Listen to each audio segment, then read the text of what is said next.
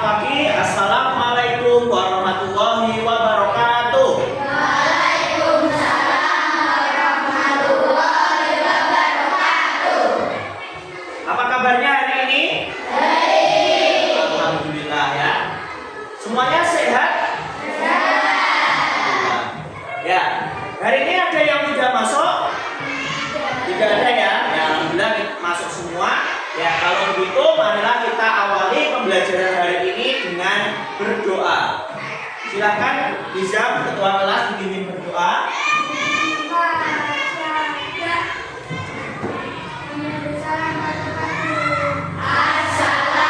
Assalamualaikum warahmatullahi wabarakatuh. Waalaikumsalam warahmatullahi wabarakatuh.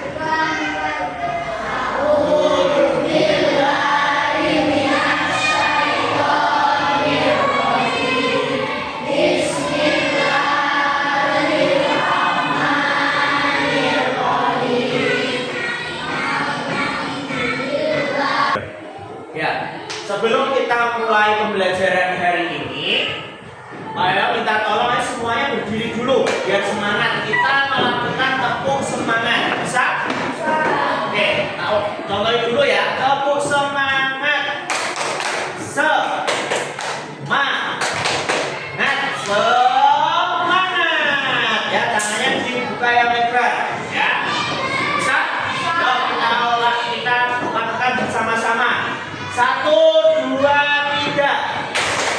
Semangat. Semangat. Ya, terima kasih. Silakan duduk ya. Ya, hari ini kita akan belajar tentang salah satu pendekatan berpikir komputasional.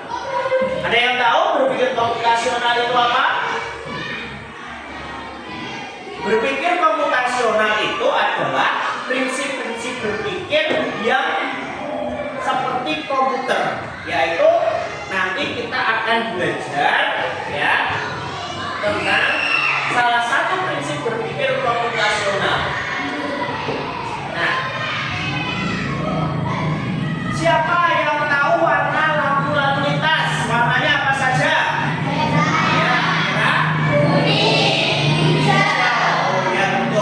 Terus bagaimana urutan warna lampu lalu lintas saat menyala? Merah, terus kuning, hijau. Betul seperti itu? Ya, coba kita lihat ya.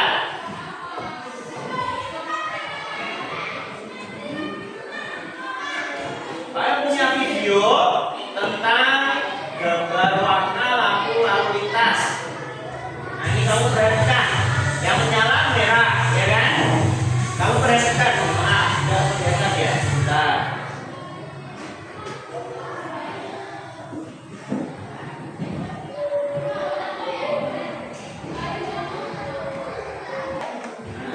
Nah, perhatikan.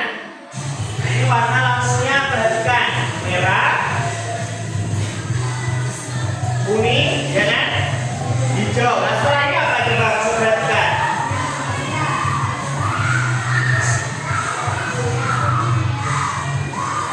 Setelah itu, coba perhatikan. Apakah merah? Betul? Nah, kuning, ya. Baru merah. Setelah merah, baru apa? Kuning lagi, ya. Jadi urutan pola dari lampu lalu lintas itu merah, kuning, hijau, terus kuning, merah, baru kuning lagi, hijau, baru setelah itu kuning lagi, merah, kuning, hijau, seperti itu seterusnya ya.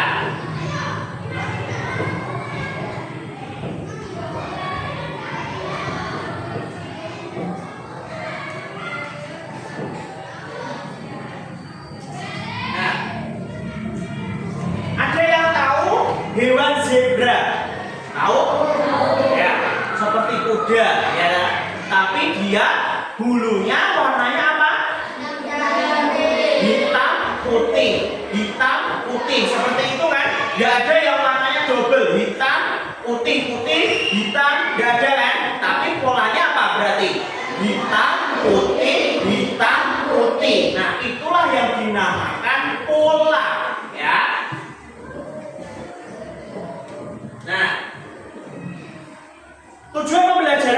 ini yang akan kita capai yaitu satu, peserta didik mampu menyebutkan prinsip-prinsip berpikir komputasional dengan benar.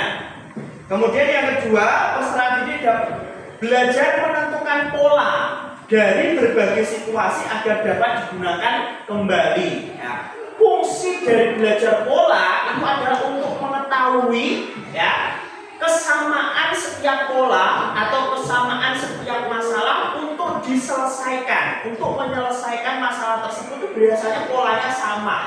Oke. Contohnya itu tadi warna putih, merah, merah, kuning, hijau, kuning, merah, kemudian kuning, hijau, seperti itu. Itu pola. Bisa pasti dipakai seperti itu terus. Warna lampu lalu lintas mesti seperti itu terus. Gak mungkin ada warna lampu lintas habis merah langsung hijau, ya. Nah, ini prinsip-prinsip berpikir komputasional. Ada 4 prinsipnya dalam berpikir komputasional. Yang pertama yaitu dekomposisi. Dekomposisi itu menguraikan. Contohnya misalnya, Pak Yoyo di kelas ini punya ada papan tulis. Kalau kita uraikan, papan tulis itu kan terdiri dari kayu, ya kan? Kemudian sama papan. Nah, itu namanya dekomposisi, menguraikan. Kemudian pola atau pattern recognition, yaitu mengidentifikasi kesamaan atau pola dalam berbagai permasalahan untuk menemukan solusi yang dapat diterapkan kembali, ya. Menemukan solusi untuk dapat diterapkan kembali. Kemudian yang ketiga yaitu abstraksi. Abstraksi itu adalah memilih yang penting, ya. Misalnya kamu diberi beberapa makanan, ya. Misalnya di meja itu ada makanan 5 misalnya. Nah, kamu pilih yang paling kamu sukai misalnya. Nah, itu namanya abstraksi. Atau begini misalnya, kamu diberi denah, ya, misalnya dari rumahmu atau dari sekolah ke makamnya Mbah Ronggo, ya, itu kan melewati banyak toko, ya kan?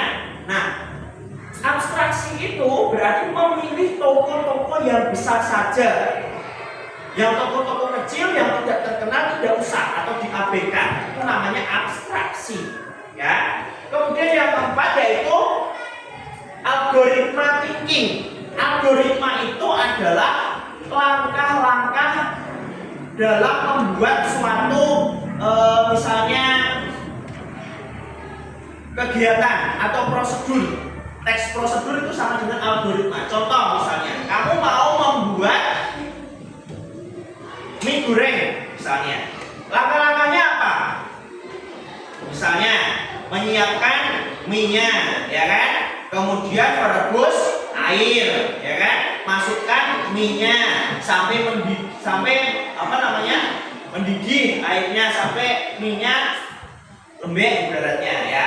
Kemudian angkat, kemudian berikan bumbu misalnya. Setelah itu dimakan. Itu namanya algoritma, langkah-langkah penyelesaian. Itu namanya algoritma. Nah, yang kita akan pelajari yaitu tentang pola.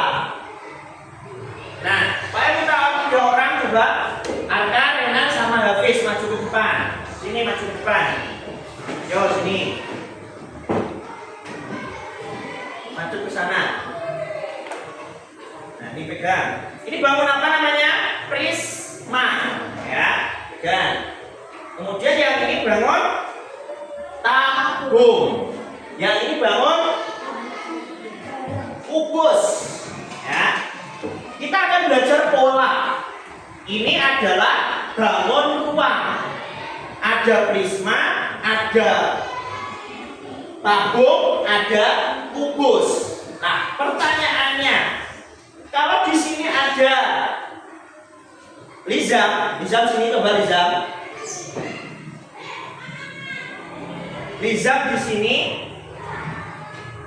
maka pola selanjutnya atau gambar selanjutnya atau bangun ruang selanjutnya kira-kira apa yang dipegang Lizam? Apa? Apa yang dipegang Liza? Yang keras.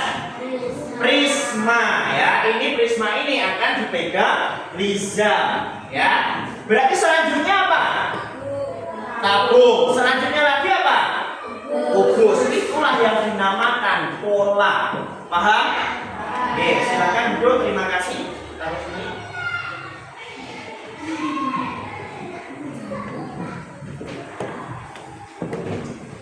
Nah, manfaat dari kita belajar pola yaitu kita dapat menentukan atau dapat berpikir logis dan memprediksi, ya kan? Kan kayak tadi ada 3 orang, ya. Yang satu belum bawa apa-apa, tapi kan kita bisa memprediksi, ya kan? Bisa tahu kira-kira orang itu akan membawa balon apa, yaitu prisma. Nah, itulah manfaat dari kita belajar pola. Kita bisa memprediksi selanjutnya, ya. Selanjutnya Pak akan membentuk kelompok, ya. Masing-masing kelompok terdiri dari 4 orang. 4 orang.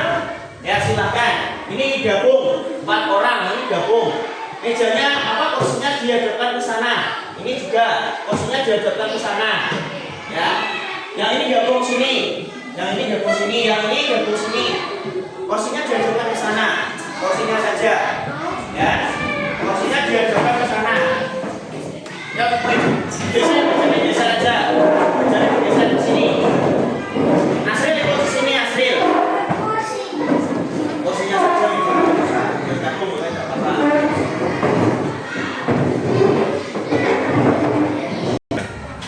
Ya, selanjutnya setelah kelompok berduduk sesuai kelompoknya, Pak Yo akan memberikan tugas untuk masing-masing kelompok, ya. Silahkan dikerjakan secara berkelompok. Jika ada kesulitan, silahkan tanya.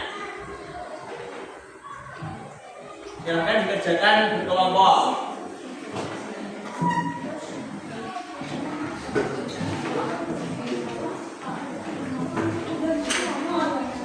Ya, silahkan. Ayo beri waktu 5 menit untuk mengerjakan.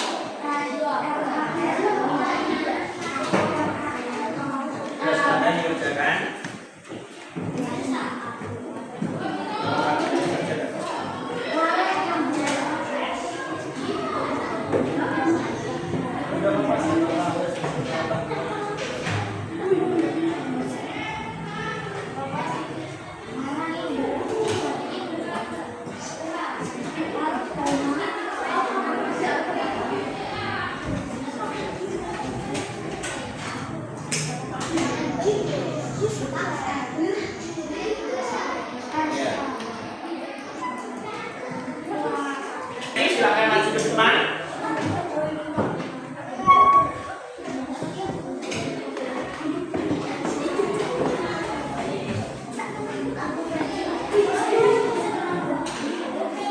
Ya, silakan maju ke depan, disampaikan ke kelompok yang lain jawaban dari kelompoknya Resti. Ya, silakan dibacakan. Ya. Nomor 1 jawabannya apa? Ya. Selanjutnya nomor 2 hati. Kemudian yang ketiga apa? Lingkaran, ya. Kemudian selanjutnya apa itu? Belak ketupat, ya. Selanjutnya apa? Segi berapa? Segi 5, ya. Betul ya jawabannya, ya. Ya, betul ya. Tepuk tangan untuk kelompoknya Resti. Ya. Silakan duduk.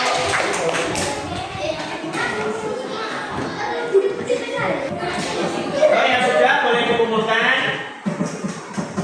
Silakan kembali ke tempatnya masing-masing, kelompoknya masing-masing. Ya, ya, ya, yuk ke sini. Ya, ayo kelompoknya Siva, ayo bawa sini kumpulkan.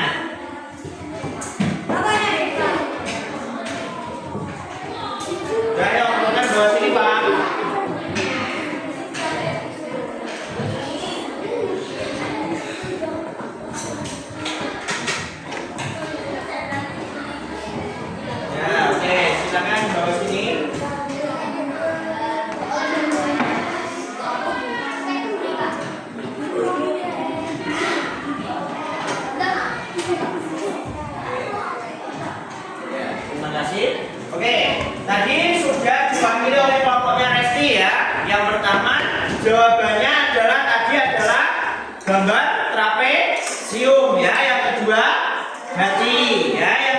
Yang ketiga lingkaran. Kemudian belah ketupat. Kemudian yang terakhir segi 5 ya. Oke, terima kasih semuanya betul ya. Berarti kalian sudah paham tentang pola. Ada pertanyaan tentang pola? Bisa dipahami? Bisa. Bagaimana belajar tentang pola? Sulit atau mudah? Mudah ya. Pola itu berulang ya. Kemudian ada kesulitan yang kamu temui untuk menyusun pola? Tidak ada. Oke. Apa hubungan kegiatan ini dengan coding di komputer? Apa hubungannya? Ada hubungannya? Silakan Desi, apa? Ya, ada hubungannya ya. Jadi di komputer itu juga ada langkah-langkah penyusunan, di mana penyusunan itu polanya itu bisa berulang, jadikan satu ya. Oke, untuk selanjutnya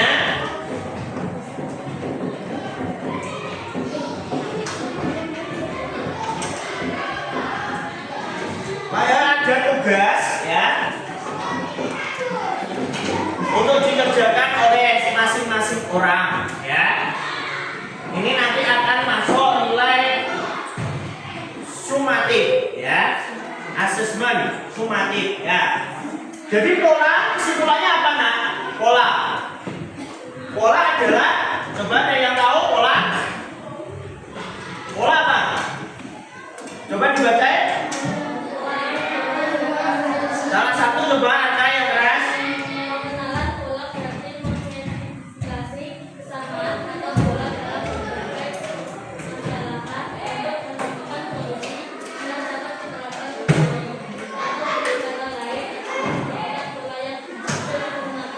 Ya, menemukan solusi yang dapat diterapkan kembali ya, itulah pola ya. Silahkan ini ada tugas masing-masing orang dikerjakan. Saya beri waktu.